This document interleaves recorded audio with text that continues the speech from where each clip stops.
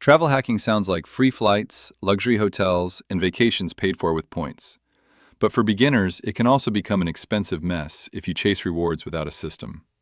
The truth is simple. Travel hacking is not about getting every credit card, earning every bonus, or pretending points are free money.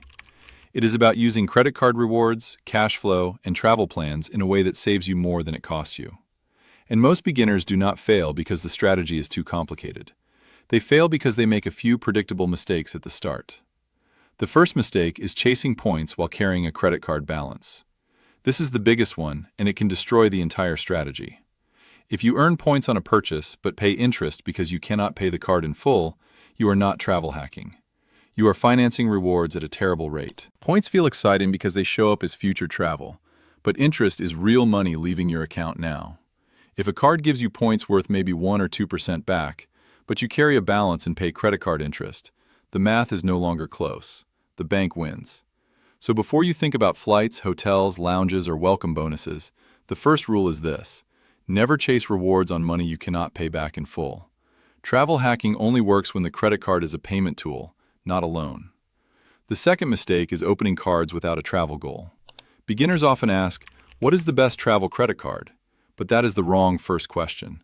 The better question is, where do I actually want to go, and how do I normally travel? A card that is amazing for one person can be useless for another.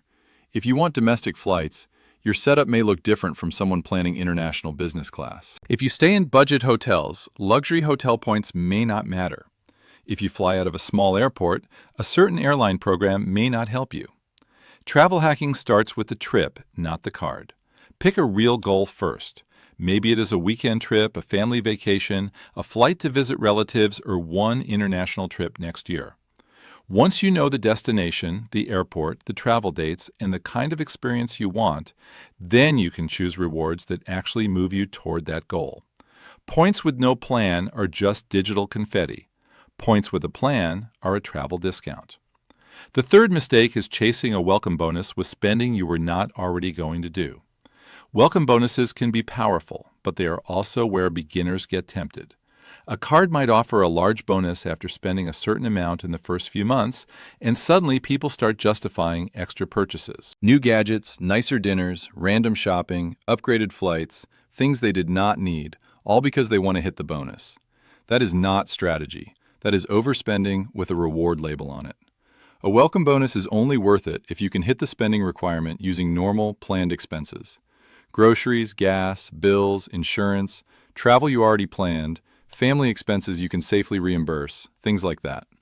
If the bonus makes you spend more than you otherwise would, subtract that extra spending from the value of the bonus. A free flight is not free if you bought unnecessary things to earn it. The fourth mistake is ignoring annual fees.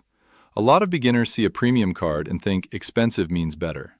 But an annual fee is not automatically bad, and it is not automatically worth it. You have to do the math. If a card costs you $95, $250, or more every year, you need to know what you are actually getting back. Not imaginary value, real value. Credits you will actually use. Points you will actually redeem.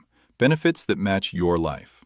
If a card gives you airport lounge access but you fly once a year, that benefit may not matter much. If it gives travel credits but they force you to spend in ways you normally would not, that is not savings. If it gives hotel status but you never stay at those hotels, it is just a shiny perk. The best card is not the one with the longest benefits list. The best card is the one where the value you actually use is higher than the fee you actually pay. The fifth mistake is redeeming points for poor value just because it feels easy. This is where many beginners leave money on the table. They earn points carefully, then redeem them casually. Sometimes the easiest redemption is not the best one. Cashing out points, using points for gift cards, or booking through a portal can be simple, and sometimes simple is fine. But if your goal is travel hacking, you should at least compare options before redeeming. Ask yourself, how much value am I getting per point? Would this flight or hotel be cheaper with cash? Are there better dates, better routes, or better transfer options? You do not need to become obsessed with perfect redemptions, but you also should not treat points like play money. Points are a currency. If you spend them badly, you lose value. A beginner does not need to chase the most complicated award booking in the world, but you should learn the basic difference between low-value redemptions and high-value travel redemptions. The sixth mistake is forgetting about fees and restrictions. Travel hacking is not only about earning points, it is also about avoiding unnecessary costs. Foreign transaction fees, checked bag fees, seat selection fees, resort fees, cancellation rules, transfer times, award availability, blackout dates, expiration rules, and taxes on award tickets can all change the real value of a trip. A flight booked with miles may still have taxes and fees. A hotel booked with points may still charge resort fees depending on the program and property. A card may look great until you realize it charges foreign transaction fees on international travel. Beginners often focus on the reward and ignore the friction. But the real question is not, can I book this with points?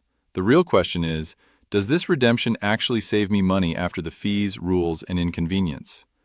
A good travel hacker reads the details before getting excited. The seventh mistake is building a setup that is too complicated too early. This is huge.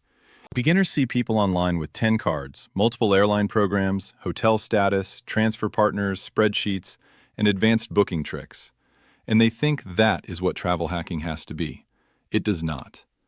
A complicated setup can work for experienced people, but for a beginner, too much complexity creates missed payments, unused points, forgotten fees, and confusion.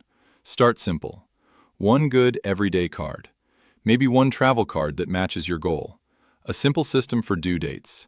A simple plan for redeeming points. That is enough. You can always add more later after you prove you can manage the basics. The goal is not to collect cards. The goal is to travel cheaper. There is a big difference. The best beginner travel hacking system should answer 4 questions clearly. What card do I use for everyday spending? What travel goal am I working toward? How will I pay every statement in full? And how will I redeem the points for real value? If you cannot answer those questions, do not add more cards yet. Clean systems beat messy ambition. So if you are just getting started, here's the simple beginner framework. First, make sure you have no high-interest credit card debt. Second, pick one realistic trip you want to take in the next 6 to 12 months. Third, choose rewards that match that trip instead of chasing random points. Fourth, only go after a welcome bonus if your normal spending can hit it without forcing extra purchases. Fifth, track the annual fee and decide before renewal whether the card still earns its place. Sixth, compare redemption options before spending your points. Seventh, keep the setup simple enough that you never miss a payment or lose control. That is real travel hacking. Not flexing a wallet full of cards, not pretending points are magic, not buying things you do not need to earn rewards you might not use. The smartest travel hackers are not the people who earn the most points. They are the people who turn normal spending into travel savings without paying interest, without wasting fees, and without letting the game control their money. If you remember one thing, remember this. Travel hacking should make your life cheaper and easier, not more expensive and stressful. Start with one trip, one system, and one rule that never changes. Pay in full, or the points are not worth it.